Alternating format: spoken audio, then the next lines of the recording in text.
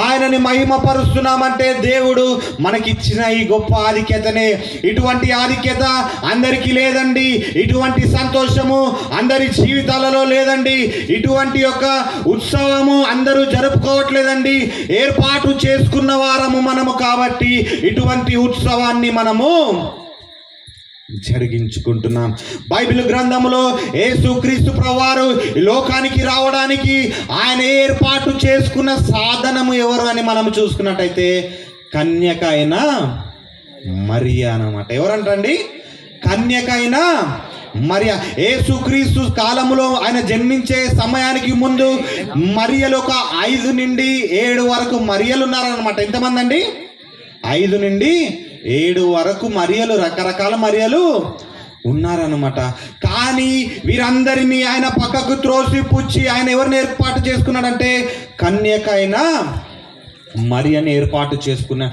కొన్ని సార్లు మన జీవితంలో దేవుడు మన కార్యము తలపెట్టినప్పుడు మనం దానిని అడ్డుకోకూడదు అనమాట. ఈరోజు కొన్ని ప్రాముఖ్యమైన విషయాలు మనము నేర్చుకుంటున్నామండి. దేవుడు నీ జీవితంలో కార్యము చేయడానికి ఆయన సిద్ధముగా ఉన్నప్పుడు దాన్ని మనము అడ్డుకొన ప్రయత్నము చేయకూడదన్నమాట. అదే రీతిగా మనం ఈ లూకా సువార్త 1వ అధ్యాయము 28వ వచనంలో మనము చూసుకున్నట్టయితే, ఇక్కడ మనం చూసుకున్నట్టయితే ఏమని రాయబడి ఉందంటే, ఆ దూత లోపలికి వచ్చినప్పుడు ఆమెను చూచి దయాప్రాప్తురాలా నీకు శుభము అని తెలియజేసిందంట. ప్రభువు నీకు తోడై ఉన్నాడు. ఈమె ఎవరంటండి? దయాప్రాప్తురాల, హైలీ ఫేవర్డ్ అనమాట. అంతమంది మరియలలో ఈమెని దేవుడు ఎందుకు సెలెక్ట్ చేసుకున్నాడంటే ఈవిడ మీద దేవుని కనుదృష్టి ఉంది, దేవుని యొక్క దయ ఉంది. ఈవిడ మీద దేవుని యొక్క దయ ఉంది. ఈరోజు దేవుడు ఒకవేళ నీ కుటుంబములో నీలో జన్మించాలి అంటే అటువంటి యొక్క జీవితము నువ్వు జీవిస్తున్నావా? ఎలా ఉంది నీ జీవితము? అందరిలాగా ఉంటే, ఆషామాషిగా ఉంటే దేవుడు నీ జీవితంలో జన్మించడండి. నిన్ను దాటిపోతాడు, నిన్ను పక్కకి నెట్టేస్తాడు.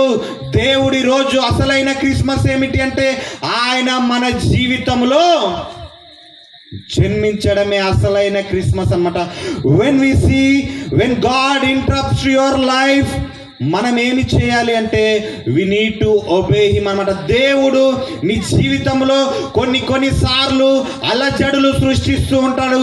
అటువంటి సమయంలో నువ్వు అలజడులకి కింద మీద కాకూడదు, ఆయనకు మీరు లోబడి ఉండాలి. సరెండర్ యువర్ సెల్ఫ్ అన్న నీకు నీవు ఆయనకు సమర్పించుకునే వారుగా ఉండాలి.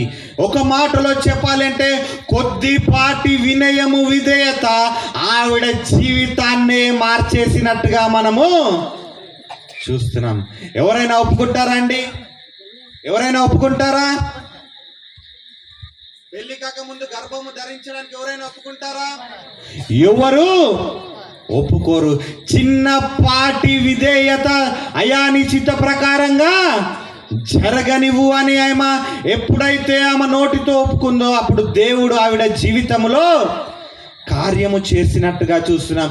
ఇది అందరి జీవితాలలో జరిగే విషయము కానే కాదు. ప్రత్యేకముగా ఈరోజు మనము నేర్చుకుంటున్న విషయం ఏమిటి అంటే దేవుని యొక్క చిత్తానికి మనము లోబడేవారిగా ఉండాలన్నమాట. ఈ మరియ గురించి మనం ఇంకా చూసుకున్నట్టయితే ఈవిడ ఒక గొప్ప విశ్వాసము కలిగిన వ్యక్తి, దేవుని యందు విశ్వాసము కలిగిన వ్యక్తి, వినయము కలిగిన వ్యక్తి, విధేయత కలిగిన వ్యక్తి. అంతేకాదు స్వచ్ఛమైన వ్యక్తి.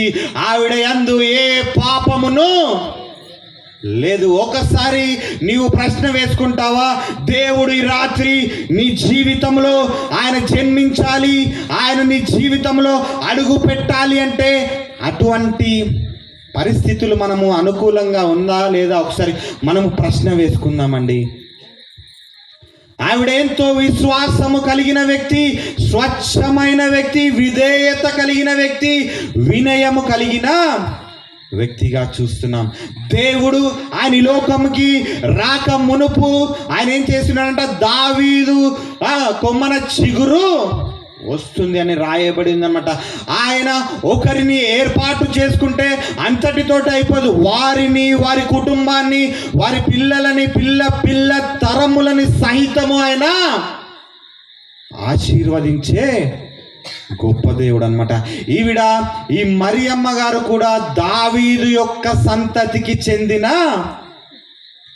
వ్యక్తి. ఈరోజు కొందరి జీవితాలు ఎలా ఉన్నాయి అని మనం చూసుకున్నట్టయితే తల్లిదండ్రులు బాగానే ఉన్నారు, అదే పిల్లల వరకు వచ్చేసరికి పిల్లలు నాశనం అయిపోయిన స్థితి.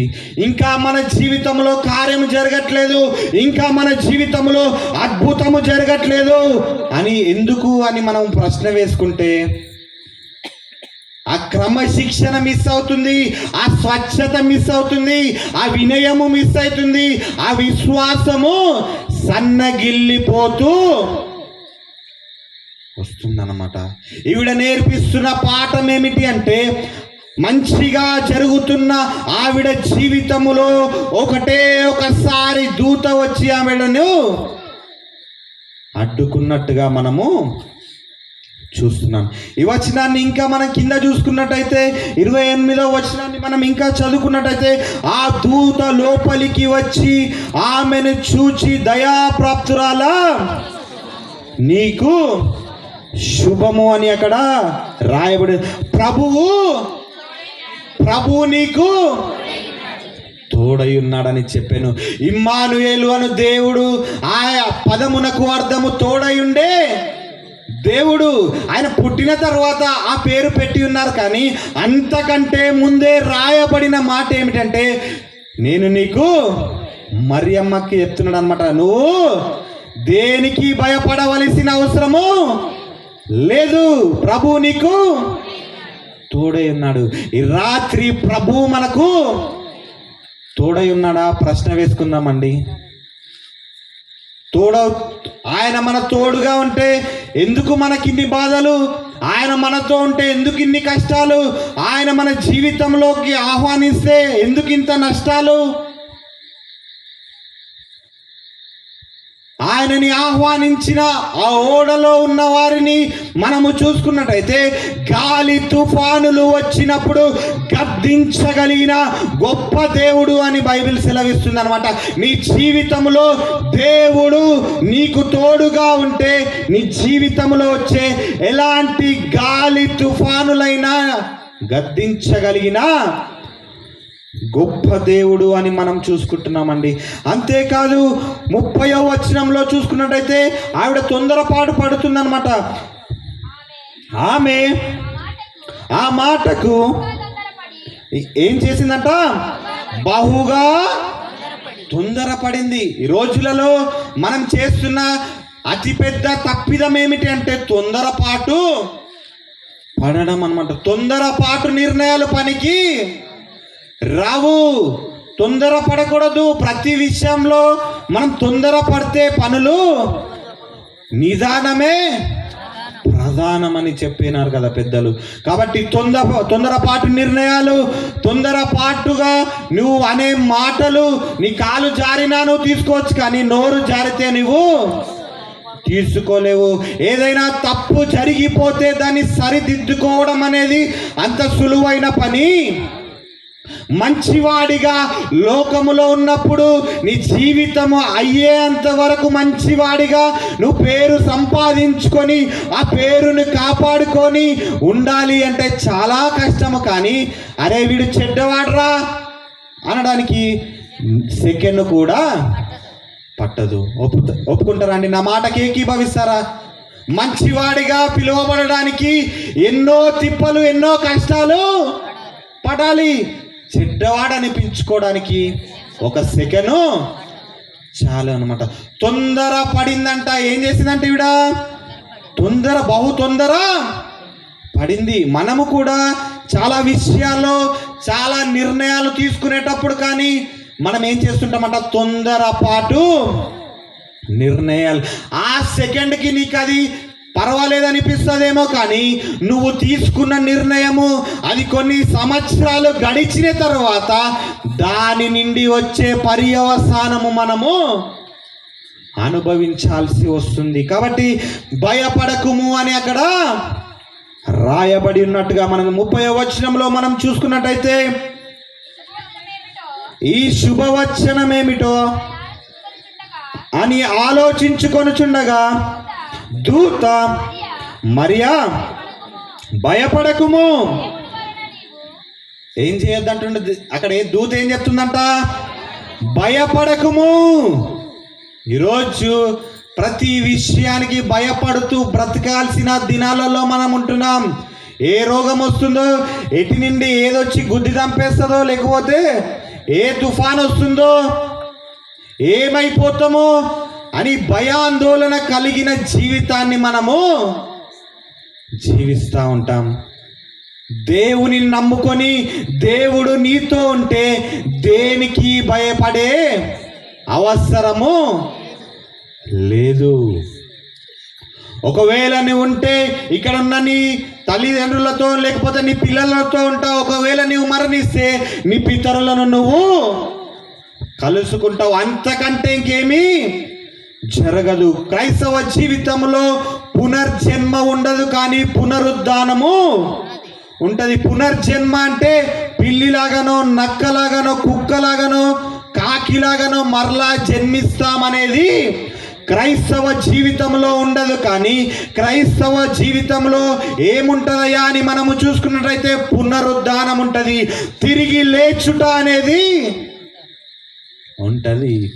కాబట్టి సాఫీగా జరుగుతుందంటే ఈవిడ జీవితము ఎంతో స్వచ్ఛమైన అమ్మాయి, ఎంతో మంచి ఆమె, అందరి దృష్టిలో అందరి దేవుని దీవెన, దేవుని పైన ఉన్న ఆయన యొద్ద నుండి కృప పొందుకుంది, దయాప్రాప్తురాలు ఆవిడ. అయినప్పటికీ ఆవిడ జీవితంలో ఆవిడ అనుకోని సంఘటన సంభవించింది. అటువంటి సమయంలో అమ్మా నీవు తొందరపడకు, భయపడకు అని దేవుడు సెలవిస్తున్నాడు. రాత్రి కొన్ని సార్లు మంచిగా మన జీవితము జరుగుతున్నప్పుడు అనుకోని అలజడి, అనుకోని తుఫాను, అనుకోని నష్టము మనకి సంభవించినప్పుడు తొందరపడకూడదు, భయపడకూడదు. ఇంకా మనం చూసుకున్నట్లయితే ఇక్కడ ఏమని రాయబడిందంటే దేవుని వలన నీవు కృప పొందితివి అని రాయబడింది. దేవుని కృపను మనము పొందుకునేవారిగా, దేవుని మెప్పును మనము పొందుకునేవారిగా ఇక్కడున్న శివల గ్రామములో ఉన్న సంఘమే కావచ్చు, ప్రతి వారు ఉండాలని మనస్ఫూర్తిగా కోరుకుంటున్నాం. దేవుడు ఆయన కృప లేనిదే ఏమీ జరగదమ్మా. ఆయన వలన కృప పొందేవారిగా ఉండాలి. అందరిలో ఒకరిలాగా ఉంటే ఏ దానికి విలువ ఉండదు. కోహినూర్ వజ్రాన్ని మనము చూసుకున్నట్టయితే దాన్ని ఎంతో ప్రత్యేకత కలిగిన వజ్రం అన్నమాట. ఆ వజ్రాన్ని ఎంతో విలువైన ప్రదేశంలో, ఎంతో హై సెక్యూరిటీ జోన్లో దాన్ని దాచి పెడతారు. దానిలో ఆ వజ్రములో ఏ యొక్క కలంకము కానీ ఏది కూడా తప్పు పట్టేది ఉండదు. ఎప్పుడైనా మీరు వజ్రాన్ని చూసుకున్నట్టయితే అది ఎటువైపు నుండి చూసినా అది ఒకేలాగా కనిపిస్తుంది అన్నమాట. మనము కూడా మన దేవుడు నేను ఎవరిని ఎన్నుకోవాలి, ఎవరి ద్వారా నేను ఆయన పని జరిగించుకోవాలి అని ఆయన మనల్ని ఆయన లోకములో ఆయన కనులు సంచరించినప్పుడు మనము కూడా ఒక వజ్రములాగా తలతల మెరుస్తూ శుద్ధమైన వారిగా, స్వచ్ఛత కలిగిన వారిగా మనము ఉండాలి. ఎల్లప్పుడూ క్రైస్తవుని జీవితం అంటే ఏదో పూల మీద నడిచినట్టు పూల బాటలాగా ఉండదండి. ముళ్ళ బాటలో కూడా నడిచిన ఆయనను స్తుతిస్తూ, ఆయనను ఆరాధిస్తూ, ఆయనను ఘనపరుస్తూ మనము మన జీవితాన్ని ముందుకు తీసుకువెళ్ళాలి. కన్యక గర్భవతి కావడం అనేది అది అవమానకరమే. అయినప్పటికీ నా ప్రభువు వలన ఆవిడ కృప పొందినట్టుగా చూస్తున్నాం. 38వ వచనానికి మనం వచ్చేసరికి ఇక్కడ ఏమని రాయబడి ఉందంటే అందుకు మరియా ఇదిగో ప్రభువా, ప్రభు దాసురాలను అని అక్కడ రాయబడిందంట. ఈమె ఎవరి దాసురాలుగా ఉండాలని కోరుకుందంట? ప్రభువు దాసురాలుగా ఉండాలని కోరుకుందంట. చాలామంది ఈ లోకస్తులకి దాసురాలుగా లోకపు అంధకార సంబంధమైన వారికి దాసులుగా, వారి ఏజెంట్స్గా మారిపోతున్నారు. దురాత్మల సమూహముతోనూ, ప్రధానులతోనూ, లేకపోతే అంధకార సంబంధులకు ఏజెంట్స్గా మారిపోతున్నారు. వారి దాసులుగా మారిపోతున్నారు. తప్పుడు పనులు చేస్తూ స్వచ్ఛతని కాపాడుకోకుండా ఇష్టానుసారమైన జీవితాన్ని జీవిస్తున్నారు. కానీ ఈవిడ నోటితో అన్న మాట ఏమిటంటే, ఇదిగో ప్రభువు నా జీవితములో నష్టము జరిగిన, అనుకోకూడని సంఘటన జరిగిన, నేను నీ దాసురాలిగా ఉంటాను అని ఆవిడ నోటితో. ఈ రాత్రి ఒక్కసారి మీరు ప్రశ్న వేసుకోండి. జరగకూడనిది, అనుకోనిది మన జీవితంలో సంభవించినప్పుడు మనం ఏం చేస్తామంటే, నా దేవుడు నా జీవితంలో ఏమి చేసిండు అని చెప్పి ఏం చేస్తామంటే దేవుణ్ణి విడిచిపెట్టి ఇష్టానుసారమైన జీవితాన్ని మనము జీవిస్తాము.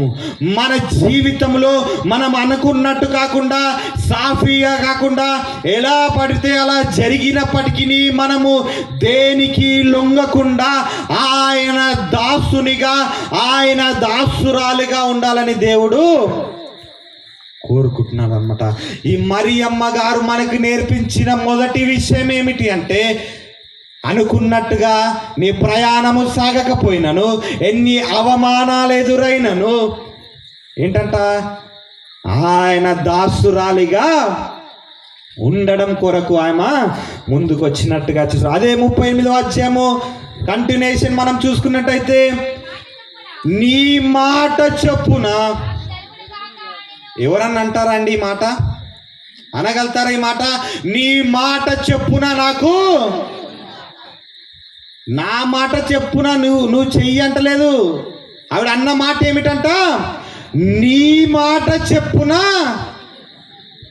పరిస్థితులు ఎలా ఉన్నప్పటికీ ఆయన చిత్తానుసారంగా మనము జీవించేవారిగా, ఆయన చిత్తానికి శిరస వహించేవారిగా, ఆయన చిత్తానికి లోబడేవారిగా మనము ఉండాలని ఈ మరియమ్మ గారు నేర్పిస్తున్నారండి. చిన్నపాటి విధేయత ఆవిడని ధన్యురాలుగా చేసినట్టుగా మనము చూసుకోవచ్చు. లూకా సువార్త 1:42 చూసుకున్నట్టు, స్త్రీలలో నీవు ఆశీర్వదింపబడిన దానవు, నీ గర్భఫలము ఆశీర్వదింపబడును అని రాయబడింది అన్నమాట. కాబట్టి ఆయన మాట ఈరోజు రాత్రిక నుండి మనము నేర్చుకొని వెళ్ళవలసిన మొట్టమొదటి విషయం ఏమిటంటే, నీ మాట చొప్పున నాకు జరుగును గాక. పరిస్థితులు ఎంత అల్లకల్లోలంగా ఉన్నప్పటికీ తొందరపడకూడదు, భయపడకూడదు. ఆ స్వచ్ఛతను, ఆ విశ్వాసాన్ని, ఆ వినయమును, ఆ విధేయతను కాపాడుకుంటూ నిలబడేవారిగా, అయ్యా నేను నీ మాట చెప్పున చేస్తాను, అయ్యా ఎటువంటి పని అయినప్పటికీ నీ మాట చెప్పున నేను చేస్తాను అనే వారిగా మనం ఉండాలని దేవుడు కోరుకుంటున్నాడు. రెండోదిగా ఇంకొక వ్యక్తి ఉన్నాడు. ఈయన ఎవరంటే, యేసుక్రీస్తు ప్రభువారికి లోక సంబంధమైన తండ్రి అన్నమాట. ఎవరండినా? నోరు తెరవండి. ఎవరండినా? యోసేపు గారు అన్నమాట. ఆయన నేర్పించిన పాఠం ఏమిటో మనము చూసుకున్నట్టయితే, ఆయన ఎలాంటి వ్యక్తి అని మనం చూసుకున్నట్టయితే, మత్తయి సువార్త 1వ అధ్యాయము 19వ వచనంలో మనం చూసుకున్నట్టయితే, ఆమె భర్త అయిన యోసేపు ఎలాంటి వ్యక్తి అంటేనా, నీతిమంతుడై ఉండి ఆమెను సరిపోతుంది అన్నమాట. ఎలాంటి వ్యక్తి అంటేనా, నీతిమంతమైన వ్యక్తి. యోసేపు గారు నీతిమంతుడైన వ్యక్తి మరియు న్యాయము చేసేవాడు. దేవుని దృష్టిలో ఏది మంచో ఏది చెడో ఆయనకి తెలిసిన వ్యక్తి, న్యాయము చేసిన వాడుగా ఆయన ఉన్నట్టుగా చూస్తున్నాం అన్నమాట. నీతిమంతుల గురించి, నీతిమంతుడు లేడు, ఒక్కడును లేడు అని బైబిల్ చెప్తుంది. కానీ ఇక్కడ ఈయన కొరకు ఏమైనా సాక్ష్యం ఉందంట, యోసేపు నీతిమంతుడుగా ఉన్నాడు. ఆ యోసేపే కాదు, ఇంకా అంతకు ముందున్న యోసేపు కూడా ఎలా ఉన్నాడంట, పాపము చేయకుండా పాపము నుండి పరిగెత్తినట్టుగా మనము చూస్తున్నాము. నీతిమంతుడైన యోసేపు అంతేకాదు న్యాయము చేయువాడై ఉన్నాడు. విడిచిపెట్టలేదండి. అక్కడ ఆవిడ ఏంటంట, ప్రదానము చేయబడింది. వారిద్దరూ ఏకము కాక మునిపే అక్కడ ఆవిడ గర్భవతి అయింది అని ఆయనకి వార్త తెలియజేసినప్పుడు ఆయన వారిని విడిచి పెట్టలేదు. Trust God when it does not make any sense అన్నమాట. ఇది ఏంటిది, ఇది ఏంటో కూడా అర్థము కాని సమయంలో దేవుణ్ణి మనము నమ్మాలి. రెండో విషయం ఏమి నేర్పిస్తున్నాడు యోసేపు గారు అని మనం చూసుకున్నట్టయితే, ఆ విషయం ఏమి జరుగుతుందో సరి అయిన అవగాహన లేదు. అయినప్పటికీ నీవు దేవునిని నమ్మాలి, దేవుని చిత్తాన్ని నమ్మాలి అనేది యోసేపు గారు మనకు నేర్పిస్తున్నాడు. నీతివంతమైన వాడు, న్యాయము చేసేవాడు, విడిచిపెట్టేవాడు ఏమాత్రము కాదండి. ఈరోజు ఎంతమంది మగవాళ్ళు అలా ఉంటారు, trusting God when it does not make any sense అన్నప్పుడు, ఏంటో అర్థము కాని స్థితిలో ఉన్నప్పుడు కూడా దేవుని నమ్మడమే అస్సలైన భక్తి. ఏమి జరుగుతుందో సరి అయిన అవగాహన లేదు. ఏమి జరుగుతుందో ఒక మార్గము తెలియదు. అయినప్పటికీ ఆయన ఏం చేశాడంట, దేవుని యొక్క ప్రణాళికని నమ్మినట్టుగా మనం చూస్తున్నాం. అంతేకాదు 24వ వచనంలో చూసుకున్నట్టయితే ఆయన విధేయత చూపించిన వాడిగా చూస్తున్నాం. యోసేపు నిద్ర మేలుకొని ప్రభు దూత తనకు ఆజ్ఞాపించిన ప్రకారము ఏం చేసినాడంట, విధేయత చూపించినట్టుగా చూస్తున్నాం అన్నమాట. విధేయత కలిగిన వాడిగా ఈ యోసేపు గారు ఉన్నారు. విధేయత చూపించాలి అంటే నువ్వెవడిరా నాకు చెప్పడానికి అనేవాళ్ళు చాలామంది ఉన్నారా లేరా అండి? ఫస్ట్ నువ్వు చూసుకొని నీ లైఫ్ ఏంటిదో నువ్వు చూసుకో, నువ్వెవరు నాకు చెప్పడానికి అనేవాళ్ళు చాలామంది ఉన్నారు. కానీ ఈయనేం చేసినాడంట, ఎవరో దేవదూత ఆయనకి దర్శనం అందుకు ఆయనకి తెలిసిన విషయాన్ని బట్టి నేనేం చేసినాడంట, విధేయత చూపినట్టుగా మనము చూస్తున్నాం. యోసేపు నిద్ర మేలుకొని ప్రభు దూత తనకు ఆజ్ఞాపించిన ప్రకారము చేసి తన భార్యను విడవలేదండి, విడిచిపెట్టలేదండి. ఈ రోజుల్లో ఏదైనా చిన్న గొడవ వస్తే ఏం చేస్తుంటారంట, ఎడముఖము పెడముఖము పెట్టుకొని అటొకరు ఇటొకరు తిరిగి కూర్చొని ఉంటారు. ఇంత పెద్ద సంఘటన జరుగుతుంది, జీవితాన్నే తలకిందులు చేసే సంఘటన అక్కడ జరుగుతుంది, అవమానము కలిగే విషయం అక్కడ జరుగుతుంది. అయినప్పటికీ ఆయన ఏం చేసుకున్నాడంట, విడిచిపెట్టలేదు. మానవులుగా ఆలోచించే మనము ఏం చేస్తామంటే విడిచిపెడతాము. దేవుని యొక్క పరిశుద్ధత ప్రజలకు ఎప్పుడు తెలుస్తుందో తెలుసా అండి, నువ్వు పరిశుద్ధంగా జీవించినప్పుడు. అర్థమైందన్నమాట.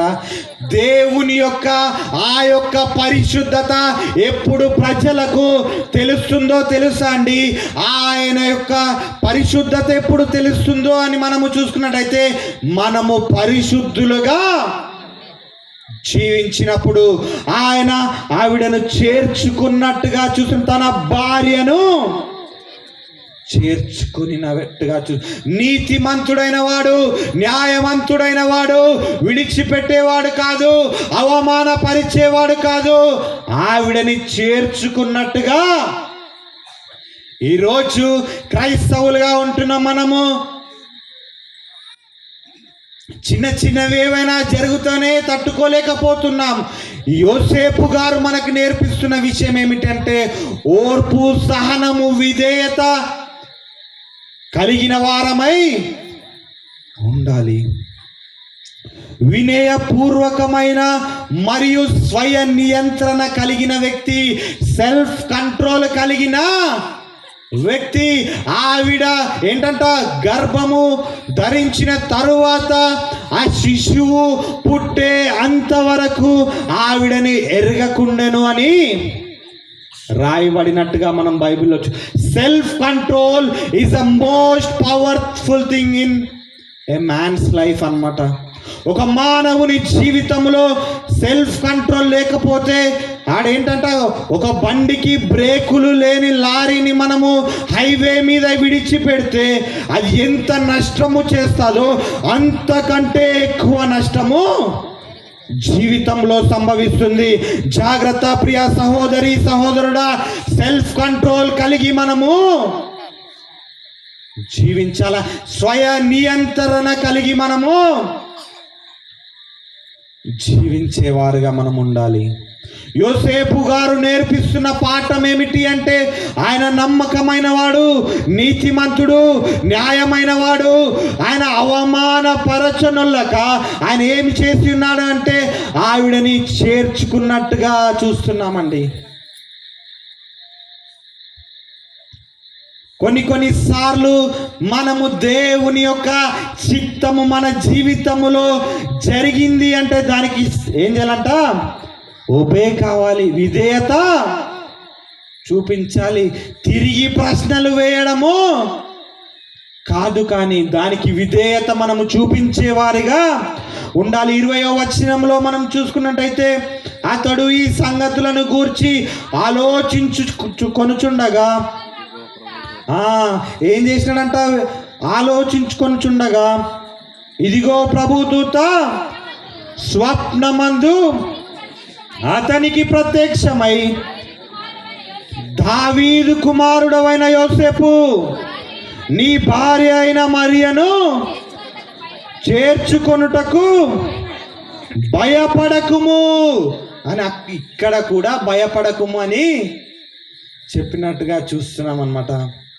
సంఘటనలు అనుకున్నట్టుగా వెళ్ళకపోయినప్పటికీ ఏమి జరుగుతుందో, అక్కడ డెస్టినేషన్ ఏమిటో, అసలైన సంగతి ఏమిటో తెలియకపోయినప్పుడు తొందరపాటు కాదు, కానీ భయపడకుండా ఉండేవారిగా ఉండాలి. అంతేకాదు నమ్మకమైన వారిగా, సద్గుణవంతులుగా మనము ఉండేవారిగా ఉండాలి. అన్నిటికంటే ప్రాముఖ్యమైన విషయము యోసేపు గారు మనకి నేర్పిస్తున్న విషయం ఏమిటి అంటే కుటుంబాన్ని మనము విడిచిపెట్టకూడదు, అవమాన పరచకూడదు. We need to protect our family. మన కుటుంబాన్ని మనము కాపాడుకోవాలి అని యోసేపు మనతో నేర్పిస్తున్నాడు. అంతేకాదు ఆయన యందు విశ్వాసాన్ని మనము విడిచిపెట్టకుండా, trusting God when it does not make any sense అన్నమాట. ఏమి జరుగుతుందో తెలియకపోయినప్పటికీ ఆయనను నమ్మడము, విశ్వసించడమే ప్రాముఖ్యమని యోసేపు గారు నేర్పిస్తున్నారు. ఇంకా మనము చూసుకున్నట్టయితే ఆ యొక్క క్రిస్మస్లో 2000 సంవత్సరాల క్రితము జరిగిన క్రిస్మస్లో ఎందరో వ్యక్తులు అక్కడ మనం చూసుకుంటూ వస్తున్నాం. వారిలో అందరికంటే వారేంటంట, విస్మరించబడిన వారు ఎవరు గుర్తించట్లేదు, వారు ఎక్కడో మూలకుంటున్నారు. అయినప్పటికీ నా దేవుడు వారికి ఒక భరోసా ఇచ్చి ఉన్నాడు. వాళ్ళెవరో కాదండి, గొర్రెల కాపరులు. వీరు నేర్పిస్తున్న పాఠం ఏమిటో తెలుసా అండి? వీరు నేర్పిస్తున్న పాఠం ఏమిటి అని మనం చూసుకున్నట్టయితే, పొలములో ఉన్నవారు వారు పశుశాలలోకి నడిపించబడినట్టుగా చూస్తున్నాం. వారిని ఎవరు పట్టించుకోవట్లేదు, అయినప్పటికీ దే ఆర్ ఓవర్లుక్డ్ అనమాట. వారిని ఏంటట, చీయని పట్టించుకొని వారిని కూడా, పొలములో ఉన్న వారిని మొట్టమొదటిగా దేవుడిని చూసే అవకాశము వారికి కలిగింది. పొలములో ఉన్నవారు పశుశాలలోకి నడిపించబడినట్టుగా మనము చూస్తున్నాం. చీకటిలో ఉన్నవారు, వీరు చీకటిలో ఉన్నారు, చీకటిలో నుండి గొప్ప వెలుగులోకి నడిపించబడిన వారుగా ఉన్నారని మనము చూస్తున్నాం. ఈ రాత్రి ఇదే ఒక మంచి అవకాశము.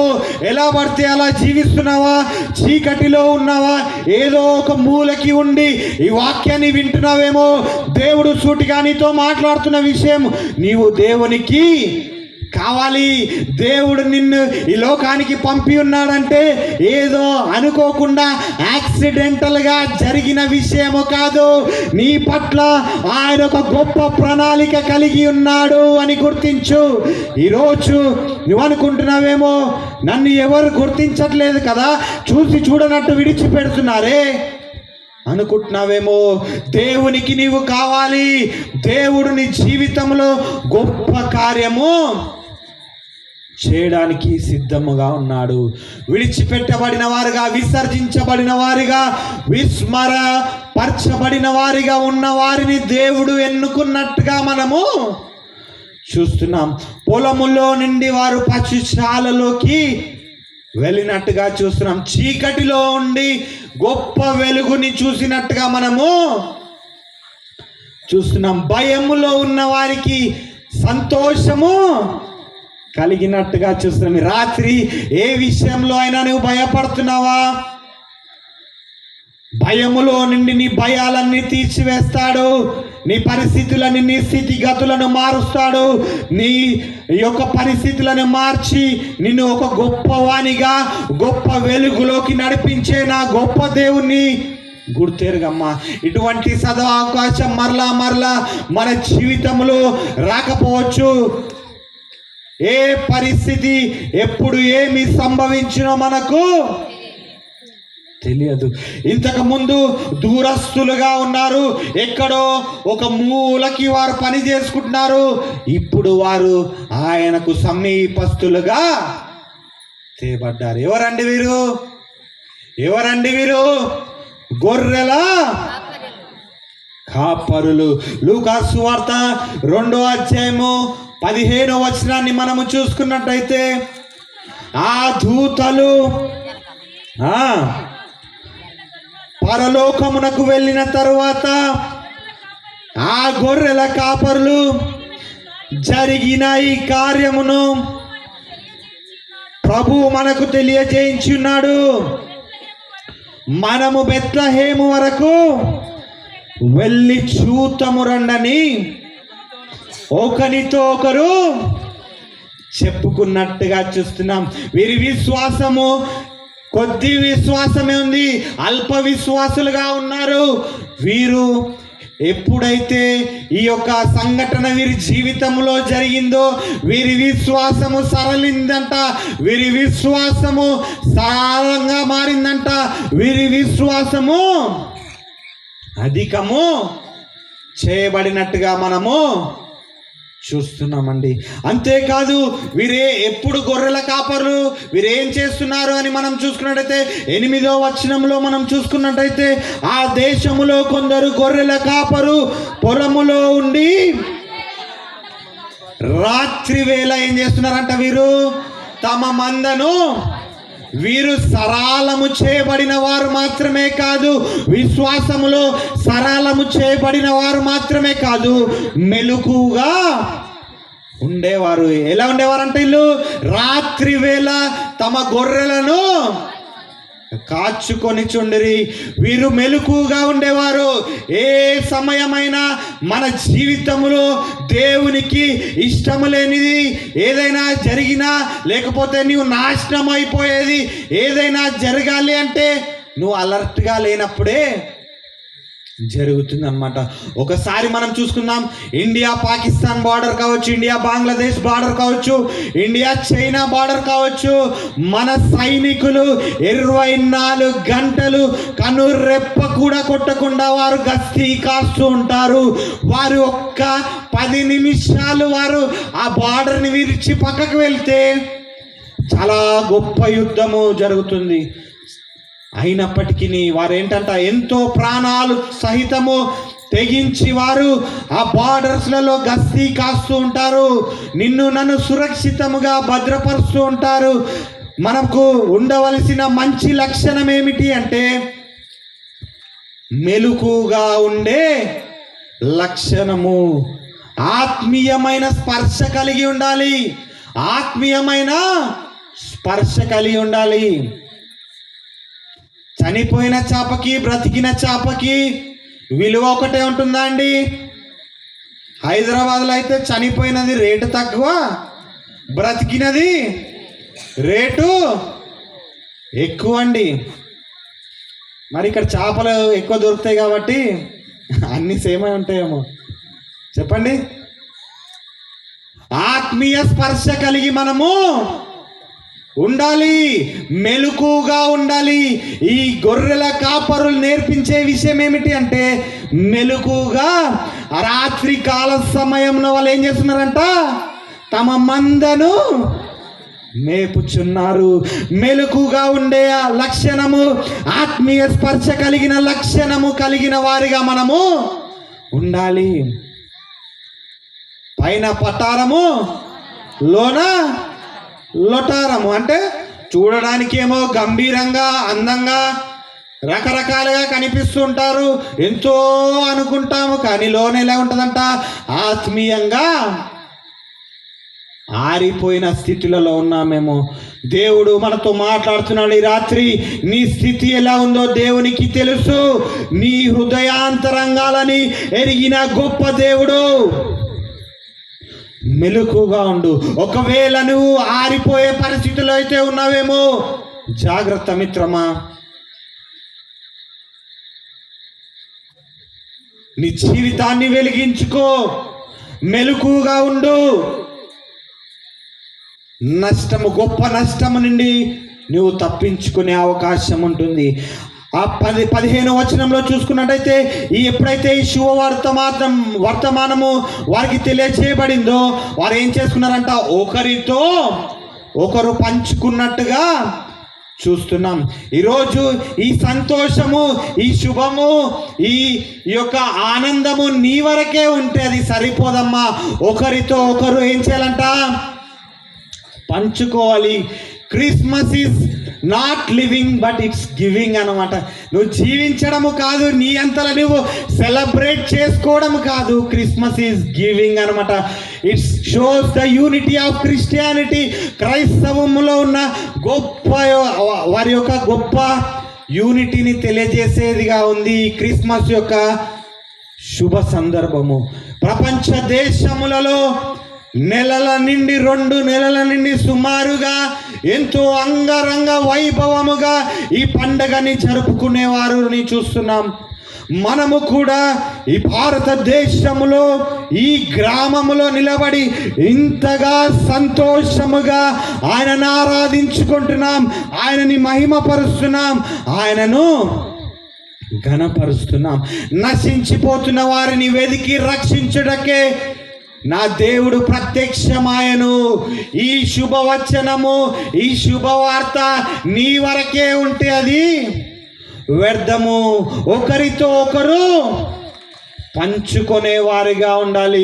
ఈ గొర్రెల కాపరుల్ని ఎవరు పట్టించుకోలేరు. వీరెక్కడో ఒక ప్రదేశంలో, పొలములో వారు తమ మందను కాచుకొంచున్నారు. అయినప్పటికీ ప్రభు వారిని దర్శించి వారిని ఎన్నుకున్నట్టుగా చూస్తున్నాం అన్నమాట. నువ్వు అనుకుంటున్నావేమో నన్ను ఎవరు పట్టించుకోవట్లేదు. దేవునికి నీవు కావాలి.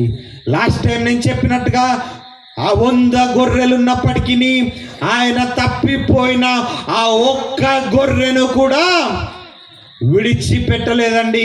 దానిలో ఉన్న సారాంశం ఏమిటి అంటే ఆ ఒక్క గొర్రె కూడా ఆయనకు కావాలి. నా తల్లి సంఘానికి వెళ్తుంది, నా భార్య వెళ్తుంది, నా పిల్లలు వెళ్తున్నారు, నేను వెళ్ళకపోతే పర్వాలేదని నువ్వు అనుకుంటున్నావేమో. నీవు కూడా దేవునికి కావాలి. నీవు కూడా దేవునికి కావాలి. వీరు ఏం చేసుకున్నారంట, ఒకరితో ఒకరు చెప్పుకున్నారు. ఆ సంతోషం వారిలోనే పెట్టుకోలేదండి, ఆ సంతోషాన్ని ఒకరితో ఒకరు పంచుకున్నట్టుగా చూస్తున్నాం. 16వ వచనంలో చూసుకున్నట్టయితే త్వరగా వెళ్ళి, ఆలస్యము చేయలేదు, త్వరగా వెళ్ళి ఏం చేసినారంట. ఆయన ఎప్పుడైతే నీతో మాట్లాడుతున్నాడో నువ్వు అలక్ష్యము చేయకు, ఆలస్యము అంతకంటే చేయకు. త్వరగా లోబడు, త్వరగా లోబడు. తుఫాను వచ్చే ముందు మొదటి హెచ్చరిక, రెండో హెచ్చరిక, మూడో హెచ్చరిక అని చాటింపులు వేస్తారు. Orange light, orange signal, green signal, red signal వస్తే ఏమైపోతుందంట. రెడ్ అయితే ఏమైపోతుంది, చాలా డేంజర్ వస్తుంది. కాబట్టి ఏం చేస్తారంట, వాళ్ళ ప్రదేశాలను విడిచిపెట్టి వేరే ప్రదేశాలకు వెళ్ళి వాళ్ళు సురక్షితముగా జీవించే ప్రయత్నము చేస్తారు. ఈరోజు రాత్రి దేవుడు ఒకటో హెచ్చరిక, రెండవ హెచ్చరిక, ఇది చివరి హెచ్చరిక కావచ్చు కొందరి జీవితాలలో. దేవుడు నీ జీవితంలో చెప్తున్నాడు, ఇది చివరి హెచ్చరిక కావచ్చు నీకు. నువ్వు సురక్షితమైన ప్రాంతానికి నీ యొక్క నివాసాన్ని తరలించు, సురక్షితమైన ప్రాంతానికి తరలించు. ఆ సురక్షితమైన ప్రాంతం ఏంటి అంటే నా యేసయ్య ఒడిలోకి చేరు, నా యేసయ్య ఒడిలోకి చేరు. ఆయన నిన్ను అరచేతుల్లో చెక్కుకొని నిత్యము పర్యవేక్షిస్తాడు. ఎండైనను వానైనను ఏదైనను, పగలు ఎండ దెబ్బ అయినను రాత్రి వెన్నెల దెబ్బ అయినను తగలకుండా ఆయన మనల్ని కాపాడే దేవుడు. ఎప్పుడైతే వీరి వార్త తెలుసుకున్నారో వీరి వార్తని విడిచిపెట్టలేదు, ఏదో ఆషామాషిగా తీసేవేయలేదు, కానీ వీరు తొందరగా లోపడినారు. పదండి వెళ్దాం, పదండి వెళ్దాం, మనం యేసయ్యను చూద్దాం. ఈ రాత్రి నువ్వు నిర్ణయం తీసుకో, అలక్ష్యము చేయకు, పదండి వెళ్దాం, యేసయ్యను తెలుసుకుందాం, ఆయనను కలుసుకుందాం అని వాక్యం సెలవిస్తుంది. అదే మనము 16వ వచనంలో చూసుకున్నట్టయితే వీరన్నిటిని విడిచిపెట్టి ఉన్నారంట.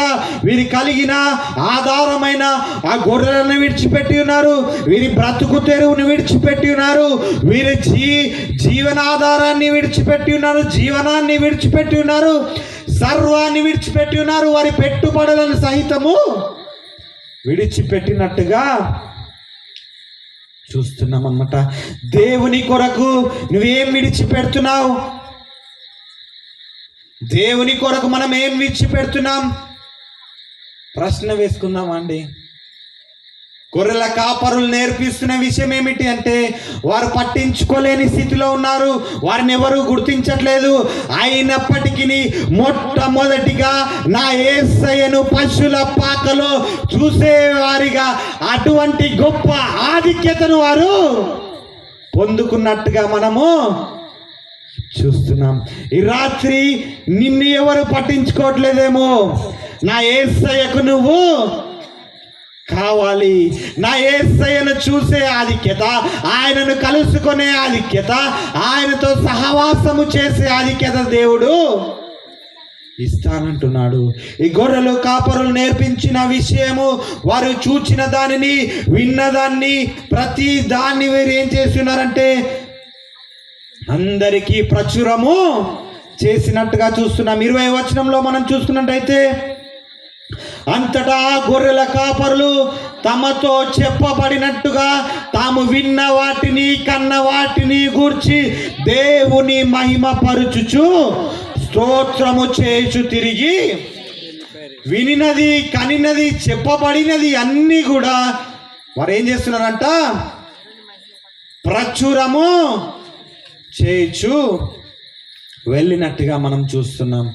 ఈరోజు ఈ యొక్క సంతోషము మన వరకే ఉంటే అది సంతోషము కాదు, ఇతరులకి కూడా పంచేటట్టుగా ఉండాలి. 17-18 వచనంలో అక్కడ ఈ యొక్క ఏంటంట, దేవదూతలకి లేని గొప్ప ఆధిక్యత ఈ గొర్రెల కాపరులు పొందుకున్నారు. దేవుని సువార్తను ప్రకటించే వారిగా వీరు ఉన్నట్టుగా చూస్తున్నాం. మూడో విషయం, మనం నేర్చుకున్న విషయం ఏమిటి అంటే, నువ్వు విస్మరించబడిన స్థితిలో ఉన్నావేమో, నువ్వు విడిచిపెట్టబడిన స్థితిలో ఉన్నావేమో, నిన్ను ఎవరు జ్ఞాపకము చేసుకోవట్లేదేమో, నిన్నెవరు గుర్తించడం లేదేమో, నువ్వు ఓవర్లుక్డ్గా ఉన్నావేమో, బట్ యు ఆర్ చూజన్. నీవు దేవునికి కావాలి అని దేవుడు చెప్తున్నాడు. నీవు దేవునికి కావాలి అని చెప్తున్నాడు. ఇది మూడోదిగా గొర్రెలు కాపరులు నేర్పించిన విషయము. నాలుగోదిగా మనం చూసుకున్నట్టయితే జ్ఞానులు నేర్పించిన విషయం ఏమిటో తెలుసా అండి? ఈ జ్ఞానము కలిగిన జ్ఞానులు ఏం చేస్తున్నారో తెలుసా? యేసయ్యను వెతుకుతూ ఉన్నారు. ఏం చేస్తున్నారంట జ్ఞానం కలిగిన వారు? యేసయ్యను వెతుకుతున్నారు.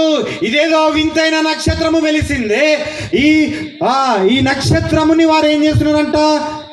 పగలంతా కూడా పడక అన్నమాట. పడక అంటే పడుకునేవారు. నక్షత్రం పగలు కనిపించదు కాబట్టి పగలంతా పడక, రాత్రంతా నడక. సుమారుగా 1 సంవత్సరం పాటు వారు నడిచినట్టుగా చూస్తున్నాం. వీరు ఎక్కడి నుండి వచ్చిన్నారు అంటే తూర్పు దేశపు జ్ఞానులు. బెత్లెహేము అనే ఆ గ్రామమునకు తూర్పు దేశం ఏదైనా ఉందని చూసుకుంటే బబులోను నుండి వారు ప్రయాణము చేస్తూ వచ్చినట్టుగా చూస్తున్నాం అన్నమాట. వీరు చేస్తున్న పని ఏమిటి అంటే యేసయ్యను వెతకడం. యేసయ్య కొరకు వారు వెతకడం ప్రయత్నించి ఉన్నారు. యేసయ్య కొరకు వారు వెతుకుతున్నారు. ఈ రాత్రి నువ్వు ఎవరిని వెతుకుతున్నావు?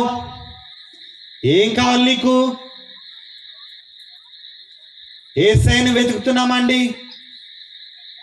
లైట్లు, డెకరేషన్లు ఈ కాదు, క్రిస్మస్ సున్నాలు, పిండి వంటలు ఈ కాదు, క్రిస్మస్ అన్నమాట. క్రీస్తును వెదక వారిగా ఉండాలని, నశించిన దానిని ఆయన వెదికి రక్షించడం కొరకు వస్తే మనము కూడా ఆయనను వెదికే వారిగా ఉండాలి. ఈ జ్ఞానులకు కలిగిన గొప్ప లక్షణాలు ఏమిటి అని మనం చూసుకున్నట్టయితే మత్తయి సువార్త 2వ అధ్యాయం 9వ వచనంలో దేవుని కొరకు నడిచిన జ్ఞానులుగా ఉన్నారు. వీళ్ళు ఎలా ఉన్నారంటండి? ఆ రాజు మాట విని బయలుదేరి 9వ వచనం అమ్మ, ఇదిగో తూర్పు దేశమున వారు చూచిన నక్షత్రము ఆ శిశువు ఉండిన చోటు మీదిగా వచ్చి నిలుచు వరకు దానికి ముందుగా నడిచెను. వీరికి కలిగిన గొప్ప లక్షణం ఏమిటి అని మనము చూసుకున్నట్టయితే దేవుని కొరకు నడిచిన జ్ఞానులు. మనము ఈరోజు మనం ఉదయాన్నే లేచి 8 గంటలకో 6 గంటలకో 10 గంటలకో మన ఆఫీస్ టైంకో లేకపోతే మన పని సమయానికో మనం బ్యాగ్ వేసుకొని ఎలాగ వెళ్ళిపోతామంటండి? నడుచుకుంటా వెళ్ళిపోతాము. వీరి పని ఏమిటో మనం చూసుకున్నట్టయితే వీరు దేవుని కొరకు నడిచినట్టుగా చూస్తున్నాం. మనము కూడా కొన్ని సార్లు నిన్ను దేవుడు ఎక్కడైతే నిన్ను ఉంచి ఉన్నాడో అక్కడ నీవు దేవుని కొరకు నడిచి దేవుని వైపు నడిపించే వారిగా ఉండాలి. వీరి ప్రయాణం ఎలా సాగింది అంటే ఆగకుండా నడిచినారనమాట. స్టాప్ లేదు. మనం ఒకవేళ దేవుని పని చేయాలి, ఏదైనా తలపెట్టాలి అని మనం అనుకుంటాము, ఆపేస్తూ ఉంటాం, మధ్యలోనే ఆపేస్తుంటాం. వీరు ఆగకుండా నడిచినట్టుగా చూస్తున్నాం. ఈ తూర్పు దేశపు జ్ఞానులు ఎక్కడ ఆగలేదు. వారు ఆ యొక్క నక్షత్రము ఆ ప్రభు అయిన ఆ పాక మీదికి వచ్చే వరకు వారి ప్రయాణాన్ని ఎక్కడ వారు ఆపినట్టుగా చూడమండి. స్టార్టింగ్ బాగానే ఉంటుంది, దేవుణ్ణి నమ్ముకున్నప్పుడు బాగానే ఉంటుంది. కొన్నిసార్లు కష్టాలు హేరోదు లాంటి మహారాజులు ఎదురైనప్పుడు ఏం చేస్తామంట, బ్యాగ్ సదురుకొని మూట సదురుకొని ఏదో దిక్కు నుండి తప్పించుకొని పోతాం. లేకపోతే నీ ప్రయత్నాల్ని ఆపేసుకుంటాం. కానీ వీరికి ఉన్న గొప్ప లక్షణం ఏమిటి అంటే ఎక్కడా ఆగలేదండి. ఎక్కడ ఆగినారంట, ఆ నక్షత్రం ఎక్కడ ఆగిందో అక్కడ వరకు నడిచి ఉన్నట్టుగా చూస్తున్నాం. వీరు ఆశతో నడిచినారు, వీరికి ఆశ కలిగిన వారుగా ఉన్నారు. వీరికి గొప్ప ఆశ ఉందంట, నేను యేసయ్యను కలుసుకుంటాం, మేము యేసయ్యను కలుసుకుంటామని ఆశ కలిగిన వారుగా ఉన్నారు. ఈరోజు నీకుందా ఆశ? ఈరోజు నీకుందా ఆశ? యేసయ్యను కలుసుకోవడం అన్నిటికంటే ప్రాముఖ్యమైన మెట్టు. యేసయ్యను తెలుసుకోవడం మొదటి మెట్టు అయితే యేసయ్యను కలుసుకోవడం ప్రాముఖ్యమైన మెట్టు అన్నమాట. ఈరోజు ఆశ నీకుందా అండి? ఆ ఆశ నీకుందా? దేవుని కొరకు ఏమైనా చేయాలనే ఆశ నీకుందా? ఆ భారము నీకుందా? భారముతో నడుచుకుంటూ వచ్చినారు, ఒంటెలను పెట్టుకొని. వాళ్ళు ఏంటంటే వారికి కావాల్సిన ఆహారమే కావచ్చు, వాళ్ళకి కావాల్సిన వస్త్రాలే కావచ్చు, వాటన్నిటినీ పెట్టుకొని వారు ఎలాగ వచ్చిన భారముతో నడిచినట్టుగా ఆగకుండా నడిచిన్నారు, ఆశతో నడిచిన్నారు, ఎంతో భారము కలిగి నడిచిన్నారు. వీరి విశ్వాసములో సన్నగిలలేదు. సంవత్సరం అయినప్పటికీ, కనిపించకపోయినప్పటికీ వీరు ఆగకుండా నడిచి ఉన్నారు. అయ్యో, ఈ దినం ఇంత నడిచామే, ఇంకా కనిపించలేదు అని వారి ప్రయాణాన్ని ఎక్కడా వారు ఆపలేదు. విశ్వాసముతో నడిచినట్టుగా మనము చూస్తున్నాం. అంతేకాదు, ఈ జ్ఞానులు యేసయ్యను వెతుకుతున్నారు. జ్ఞానము కలిగిన మనము కూడా ప్రతి పనిలో యేసయ్యను వెతకాలి. నువ్వు చేస్తున్న ప్రతి పనిలో నీ నడక పడక, నీ ఆలోచన యావత్తులో కూడా యేసయ్యకు మహిమకరంగా నీవు జీవిస్తున్నావా లేదా అని వెతికేవారుగా మనము ఉండాలి. లేఖనములు ఎరిగిన వారు, ప్రవచనాలు వీరికి తెలుసు. మీకా 5:2 బెత్లెహేము ఎఫ్రాతా అని రాయబడింది. మీకా 5:2 మనం చూసుకున్నట్టయితే,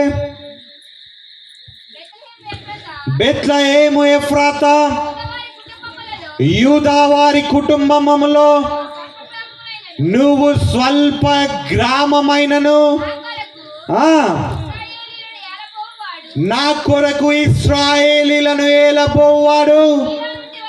ప్రవచనము ఎరిగిన వారు వీళ్ళు. ప్రవచనాలన్నీ కూడా ఎరిగిన వారు ఈ జ్ఞానులు. దేవుని కొరకు చెప్పబడిన ప్రవచనాలు సుమారుగా చాలా వరకు ఇప్పటి వరకు మనము చూసుకున్నట్లయితే అన్ని ప్రవచనాలు కూడా నెరవేరుస్తూ వస్తున్నాడు దేవుడు. ఇంకా కేవలము 20 నుండి 10% వరకే ప్రవచనాలు జరగవలసి ఉన్నాయి. అవి అతి త్వరలో జరగబోతున్నాయి. కాబట్టి ఆ ప్రవచనాలను ఎరిగిన వారమై మనము దేవునికి లోబడే వారిగా, ఆయన రాకడకు సూచించే ఆ ప్రవచనాలు ఎరిగిన వారముగా మన జీవితం ఉండాలని దేవుడు కోరుకుంటున్నాడు. ఇది జ్ఞానులు నేర్పించే పాఠము. దర్శనము కలిగిన వారి జ్ఞానులు.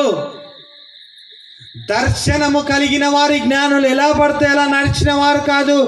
మత్తయి సువార్త 2వ అధ్యాయము 12వ వచనంలో మనం చూసుకున్నట్టయితే, తరువాత హేరోదు నొద్దకు వెళ్ళవద్దని స్వప్నమందు దేవుని చేత బోధింపబడిన వారై వారు మరి ఒక మార్గమున తమ దేశమునకు దర్శనము కలిగిన వారు. దేవుని నుండి దర్శనాలు పొందుకునే వారిగా మనము ఉండాలి. జ్ఞానముతో నడుచుకోవాలి.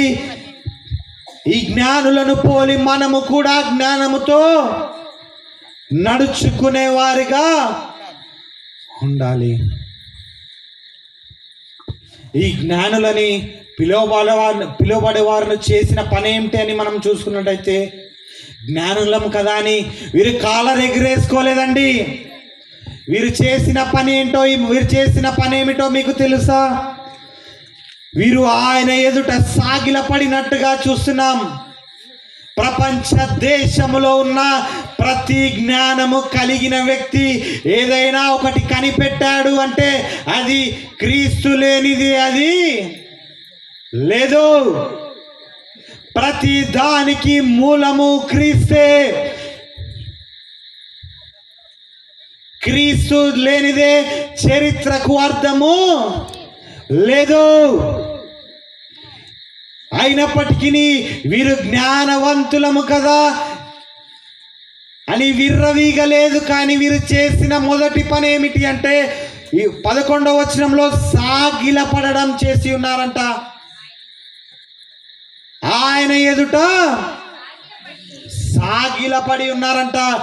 ఆయన ఎదుట సాగిలపడినట్టుగా లోక సంబంధమైన ప్రతియోని వెనకాల ఏం చేస్తామంట, వంగి వంగి నమస్కారాలు పెడుతూ ఉంటాం, సాగిల పడుతూ ఉంటాం.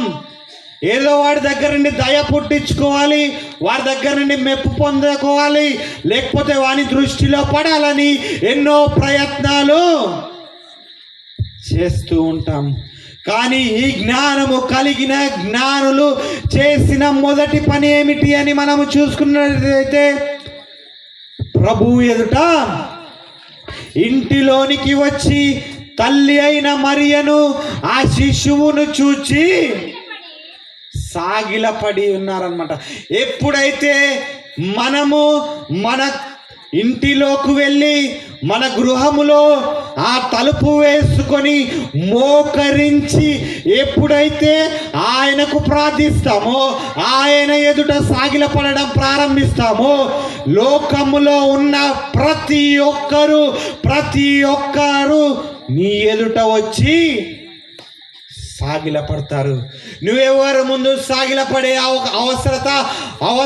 అవసరము రానే రాదు. ఆయనకు మాత్రమే సాగిలపడేవారుగా మనం ఉండాలి. రెండోదిగా పూజించినట్టుగా మనము చూస్తున్నాం. ఏం చేస్తున్నారంట వీరు? పూజించడం అంటే ఆయనకు పూజ చేయడం అన్నమాట. ఆయనను పొగడము, ఆయనను గణపరచడము. ఇదిగో రాజులకు రాజుగా పుట్టిన వాడవు, నిజమైన దేవుడవు, మా కొరకు వచ్చిన వాడవు అని ఆయనను పూజిస్తూ ఉన్నారంట. ఈ జ్ఞానము కలిగిన వ్యక్తులు ఊరికే కూర్చోలేదు, కానీ వీరు పూజించడము ప్రారంభించున్నారు. వీరు పూజిస్తూ ఉన్నారు. అంతేకాదు, వీరు ఏం చేస్తున్నారంట, వీరికి కలిగిన వాటిని ఆయనకు సమర్పించినట్టుగా మనము చూస్తున్నాం. విలువైన వాటిని, బంగారము, సాంబ్రాణి, బోలమును ఆయనకు సమర్పించినట్టుగా మనము చూస్తున్నామా? నా దేవుడు రాత్రి నీతో చెప్తున్న మాట ఏమిటో తెలుసా? నీ బంగారము నాకు వద్దు, నీ ధనం అంతకంటే నాకు వద్దు, నీ హృదయాన్ని నాకు సమర్పించు, అది మాత్రము చాలు అని నా దేవుడు చెప్తున్నాడు. ఆ జ్ఞానులైతే సమర్పించి ఉన్నారు. ఈరోజు నీతో దేవుడు చెప్తున్నాడు, నీవు కూడా జ్ఞానము కలిగి ఒక మంచి నిర్ణయము తీసుకో, నీ జీవితాన్ని ఆయనకు సమర్పించు అని ఈ జ్ఞానులు నేర్పిస్తున్న పాఠం అండి. జ్ఞానులు ఏం చేసి ఉన్నారంట? వారు దేవునిని వెదుకు వారిగా ఉన్నారు. వారు దేవునిని మాత్రమే, వారి ప్రయాణంలో ఎక్కడ స్టాప్ లేదండి, ఆగలేదండి, దేనికి భయపడలేదండి. ఎన్ని లోయలు, ఎత్తులు, ఎన్ని గుంతలు, ఎన్ని అనుకోని ఏంటంటే ముళ్ళ కంపల లాంటి మార్గాలు, ఇరుకు మార్గాలు, త్రోవలేని పరిస్థితులు ఎదురైనప్పటికీ వారు ఆగలేదండి. భారము కలిగిన వారిగా, ఆశతో, విశ్వాసముతో వారు నడిచినట్టుగా మనము చూస్తున్నాం. ఆ జ్ఞానులైతే మంచి నిర్ణయాలు తీసుకున్నారు.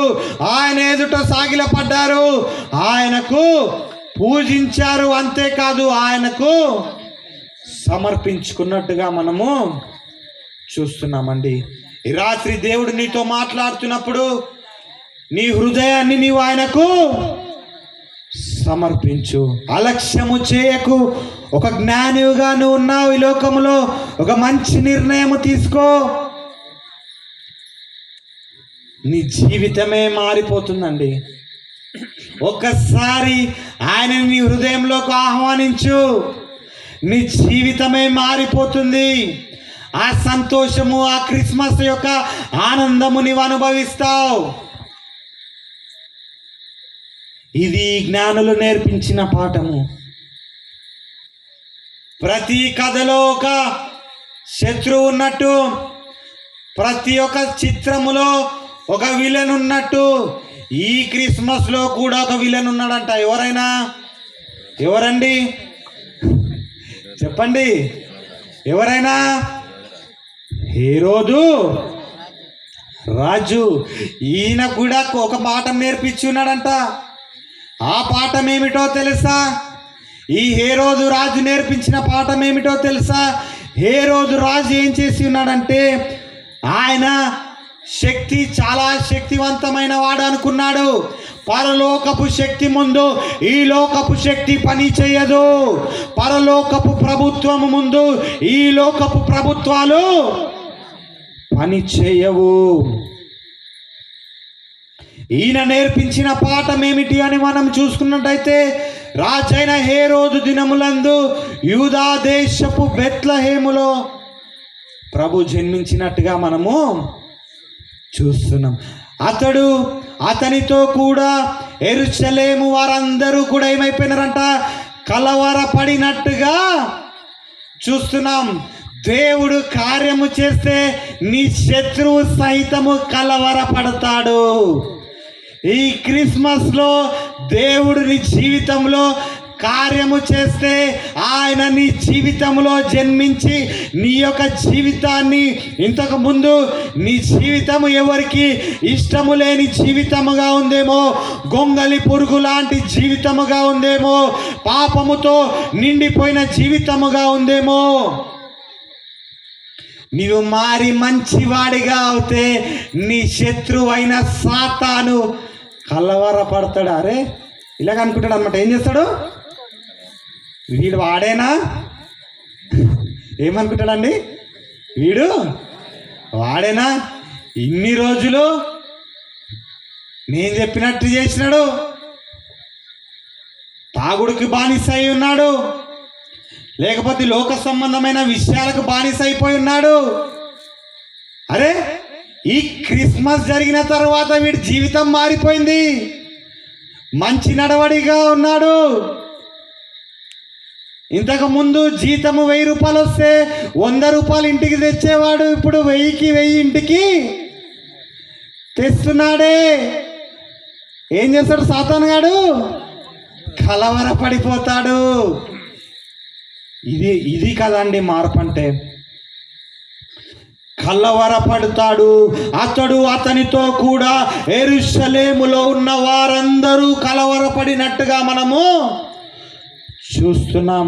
ప్రధాన యాజకులను పిలిపించి ఉన్నాడు, ప్రజలలో నుండి శాస్త్రులను పిలిపించి ఉన్నాడు, అందరినీ సమకూర్చుకొని ఉన్నాడు.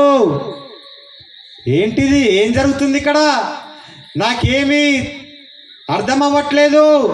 ఈ విషయం ఏమిటో ఒకసారి చూచి చెప్పండి అనినప్పుడు వారు చదివిన విషయాన్ని విని ఆయన ఏంటంటే విస్మయం పొందిపోయినాడు. అయినప్పటికీ దేవుని మాటకు ఆయన లోపడలేదు. జ్ఞానులను పిలిపించుకొని ఉన్నాడు. మీరు వెళ్ళి ఆ శిశువు విషయమై మీరేంటంట విచారించి తెలుసుకొని మరలా ఆ యొక్క వర్తమానము నా యొద్దకు తెండని చెప్పి ఉన్నాడు. చెప్పి వారిని బెత్లెహేమునకు పంపి ఉన్నాడు. ఆ జ్ఞానులు తనని అపహసించి ఉన్నారని ఆయన గుర్తెరిగి గ్రహించుకొని ఆయన ఏం చేసినాడంట, బహు ఆగ్రహము కోపపడి ఉన్నాడు, కలవరపడి ఉన్నాడు, అందరినీ సమకూర్చుకొని ఉన్నాడు, విచారించి ఉన్నాడు, ఆగ్రహము తెచ్చుకొని ఉన్నాడు. సాతాను గాడికి కలుగుతుంది అన్నమాట. నిజమైన సంతోషము, నిజమైన ఆనందము, నిజమైన క్రిస్మస్ నీ జీవితములో జరిగితే సాతానుగాడు కలవరపడతాడు, సాతానుగాడు విచారణ చేస్తాడు, సాతానుగాడు అందరినీ కూడబెట్టి పరిశీలన చేస్తాడు. అది నువ్వు చేసేది మంచి అని వాడికి తెలిసినప్పుడు అవమానపడి ఆగ్రహము తెచ్చుకుంటాడు. హేరోదు మహారాజు నేర్పించిన గొప్ప పాఠం ఏమిటో తెలుసా? ఆయన కోపం ఆగ్రహము పొందుకున్న తర్వాత ఆయన ఒక రూల్ పాస్ చేసి ఉన్నాడు అనమాట. ఆ రూల్ ఏమిటి అంటే, బెత్లెహేములోను సకల ప్రాంతములోను 2 సంవత్సరాలు మొదలుకొని తక్కువ వయస్సు గల మగ పిల్లలందరినీ వధించాలి. సాతానుగాడు మనల్ని ముట్టగలుగుతాడండి. సాతాను మనల్ని ముట్టలేడు. రాజు ఇచ్చిన శాసనము ఎవరు మార్చలేరు, కానీ రాజులకు రాజైన నా యేసయ్య రాజ శాసనాలను సహితము మార్చగలుగుతాడు. ఒకవేళ దేవుడు నీ జీవితం పట్ల ఒక మంచి ప్రణాళిక కలిగి ఉన్నాడు అంటే, no matter any rule, nothing can change God's plan. అది ఎటువంటి శాసనమైనప్పటికీ దేవుని యొక్క ప్రణాళిక, దేవుని యొక్క చిత్తము మారదండి. హేరోదు మహారాజు నేర్పిస్తున్న పాఠం, రామాలో అంగలార్పు వినపడెను, ఏడుపును మహారోధ ధ్వనిను కలిగెను. అయినప్పటికీ నా యేసయ్యను ముట్టుకునే అంత శక్తి లేక పోయెను. ఈ లోక సంబంధమైన శక్తి కంటే పరలోక సంబంధమైన శక్తి చాలా గొప్ప శక్తి. ఈ రాజు ఆయన ఏంటంట, ఆత్మీయంగా గుడ్డివాడైపోయి ఉన్నాడంట. లేఖనాలలో రాయబడి ఉంది అని చెప్పినా కూడా దాన్ని విడిచిపెట్టి, అయినప్పటికీ ఆయన దానికి వ్యతిరేకంగా రూల్స్ పాస్ చేసి ఉన్నాడు. ఎందుకు అంటే ఆయనకు భయము కలిగింది, ఆయన కుర్చీకి ఎసరు వచ్చింది, అసలైన రాజు వస్తున్నాడు, ఇంకా నా ఆటలు సాగవు అని గుర్తు ఎరిగినట్టుగా చూస్తున్నాం. What ever may be the situation is, my God is going to change the every situation. He is going to fulfil the purpose అన్నమాట. ఆయన యొక్క చిత్తాన్ని ఆయన ఏ రాజు సహితము, లోక సంబంధమైన అధికారము కావచ్చు, అంధకార సంబంధమైన దురాత్మల సమూహము కావచ్చు, నా దేవుడు మన పైన కలిగిన చిత్తాన్ని ఎవరు మార్చలేరు, మనను ఎవరు ముట్టలేరు అని హేరోదు మహారాజు నేర్పించిన పాఠం. ఎలా ఉందండి క్రిస్మస్? ఎలా ఉందండి? ఒక్కొక్కరి జీవితంలో ఏదో క్రిస్మస్ అంటే పశుశాలలో పుట్టగానే అందరూ వచ్చేయడం కాదు, ఒక్కొక్కరికి వారిని ఏర్పాటు చేసుకొని ఉన్నాడు. వీరందరినీ ఒక సీక్వెన్స్ లో పెట్టి ఉన్నట్టుగా చూస్తున్నాం అన్నమాట. ఇక్కడ మరి ఒక వ్యక్తులు ఉన్నారు. వీరెవరంట? వీరు ఎవరు అని మనము చూసుకున్నట్టయితే ఇన్ కీపర్స్ అన్నమాట. వీళ్ళెవరంట? సత్రములో స్థలము లేదు అని పంపించేసిన వారు. వారు ఎవరండి? ఇన్ కీపర్స్ అని మనము చూసుకోవచ్చు. లూకాసు సువార్త 2వ అధ్యాయము 7వ వచనంలో మనం చూసుకున్నట్టయితే, సత్రములో వారికి స్థలము లేనందున ఆయనను పశువుల తొట్టిలో పరుండబెట్టెను. భూమి నా పాదపీఠము, ఆకాశము నా సింహాసనం అని నా దేవునికి సత్రములో కొంచెము స్థలము లేకపోయాను. చిన్నపాటి స్థలము లేకపోయాను. మన జీవితాన్నే సృజించిన దేవుడు, తల్లి గర్భములో పిండముగా రూపింపబడక మునిపే ఆయన నిన్ను ఎరిగిన దేవుడు. నిన్ను ఆయనే సృజించిన దేవుడు.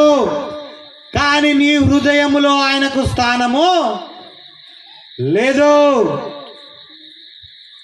ఆ మొదటి క్రిస్మస్లో స్థానము లేకపోవచ్చు, కానీ ఇప్పుడు క్రిస్మస్లో మనము ఆయనకు స్థానము ఇచ్చేవారిగా ఉండాలి. కొలస్సీలకు రాసిన పత్రిక 1వ అధ్యాయము 16వ వచనంలో మనం చూసుకున్నట్టయితే, ఏలయనగా ఆకాశమునందున్నవన్నీ భూమి మీద ఉన్నవన్నీ దృశ్యమైనవి కానీ అదృశ్యమైనవి కానీ అవి సింహాసనములైనను ప్రభుత్వములైనను ప్రధానులైనను అధికారులైనను సర్వమును ఆయన యందు సృజింపబడెను.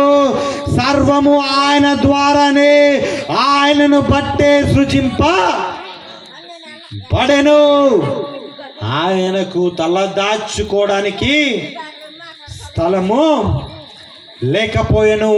జక్కయ్య, పొట్టి జక్కయ్య, ఆయన యేసయ్యను ఆయన కుటుంబానికి ఆహ్వానించున్నాడు. ఆయన ఇంటిలో స్థలం ఇచ్చి ఉన్నాడు. ఆయన జీవితం మారిపోయింది. ఆయనకి రక్షణ పొందుకున్నట్టుగా చూస్తున్నాం. మరియా, మార్తా, లాజరు యేసయ్యకు స్థలం ఇచ్చి ఉన్నారు. వారి జీవితము మారిపోయింది. ఆత్మీయంగా ఎన్నో విషయాలు నేర్చుకొని ఉన్నారు. అంతేకాదు, వారి జీవితంలో అద్భుత కార్యము జరిగింది.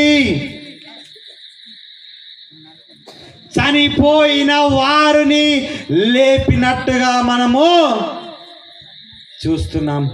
నీ జీవితంలో ఎవరికి స్థానం ఇస్తున్నావు, ఎవరికి స్థలం ఇస్తున్నావు అని దేవుడు చెప్తున్నాడు. పేతురు దోణిలో యేసయ్యకు స్థానం ఇచ్చి ఉన్నాడు. ఆ దోణి అంతకు ముందు రాత్రంతయు ప్రయాసపడిన ఒక్క చేప పడలేదు. కానీ ఎప్పుడైతే యేసయ్యకు స్థలం ఇచ్చి ఉన్నాడో, యేసయ్యను ఆ దోణిలో ఆయన చేర్చుకొని ఉన్నాడు. 2 పడవల నిండినంతగా విస్తారమైన ఆశీర్వాదాలు పొందుకున్నట్టుగా చూస్తున్నామండి. ఈ రాత్రి దేవుడు నీ జీవితంలో స్థానం ఇచ్చి చూడు. నీ కుటుంబంలో రక్షణ ఇస్తాడు, సంతోషాన్ని ఇస్తాడు, ఆనందాన్ని ఇస్తాడు. అంతేకాదు, ఆయన నిన్ను ఆత్మీయంగా ఎదిగింపచేస్తాడు. చనిపోయి కుళ్ళు కొట్టే స్థితిలో ఎవరైనా ఉన్నప్పటికీ వారిని సహితము తిరిగి లేపగలుగుతాడు. అటువంటి పరిస్థితులలో నీ కుటుంబము మూలుగుతుందేమో, అయినప్పటికీ నా దేవుడు దానిని సహితము లేపగలిగిన గొప్ప దేవుడు, సమృద్ధి దయచేసే గొప్ప దేవుడు. ఆ దినములో అయితే సత్రములో స్థలం ఇవ్వలేదండి. పశువుల పాకలో పరుండబెట్టబడి ఉన్నాడు. ఈ దినము మనమే ఆ సత్రములకి యజమానులము. నువ్వు ఇస్తావమ్మా స్థలము? నువ్వు ఇస్తావా అమ్మా స్థలము? దేవునికి ఇష్టము లేనివి నీ జీవితంలో ఏదైనా ఉంటే ఆయన నీ జీవితంలో జీవించడండి. వాటిని తీసివేయి, వాటిని తుడిచిపెట్టు. అప్పుడే నా యేసయ్య నీ జీవితంలోకి వస్తాడు. అందరూ బాగా సీరియస్గా ఉన్నట్టున్నారు. స్థలం ఉందా అండి? లేదా? స్థలం ఉందా లేదా? స్థలం ఇస్తారా లేదా? కొత్తగా ప్రారంభించబడిన